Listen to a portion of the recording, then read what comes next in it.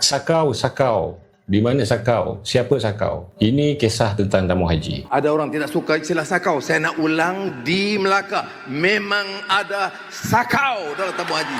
Okey, video ini menjadi bukti dakwaan Perdana Menteri Anwar Ibrahim bahawa adanya sakau berlaku dalam tabung haji. Dan isu yang kita tanyakan ialah sama, iaitu mana buktinya? Better kita semak kronologi ini dulu. Okey, sebelum ni Perdana Menteri ada meminta mencadangkan agar RCI tabung haji ini dibahas dan dibentangkan di Parlimen, dan pada ketika itu beliau tidak dapat hadir kerana ada masalah kesihatan, ada prosedur perubatan yang perlu dibuat. So tak apalah. Cuma isunya pada ketika nak dibahaskan isu RCI di Parlimen, pembangkang PN memohon agar sidang itu ditangguhkan sehingga Anwar Ibrahim pulih dan boleh kembali ke Parlimen untuk berbahas secara bersemuka untuk melihat apa bukti sakau yang didakwa oleh Anwar Ibrahim ini. Malangnya permohonan itu ditolak dan sidang diteruskan tanpa apa-apa pembuktian. Jadi kesimpulannya ketika ini dakwaan sakau oleh Anwar Ibrahim itu hanya berlaku di luar Dewan Rakyat. Kemudian kisah ini berlarutan. Hari ini didedahkan oleh mantan Ketua Audit Negara bahawa beliau sendiri semasa berkhidmat tidak nampak, tidak tahu apa dia sakau yang disebut, yang didakwa oleh Anwar Ibrahim ni. Jadi persoalan tentang sakau ini masih tidak ada pembuktian dari pihak yang mendakwa. Kawan-kawan semua, saya rasa semua faham bahawa dakwaan adanya sakau bukan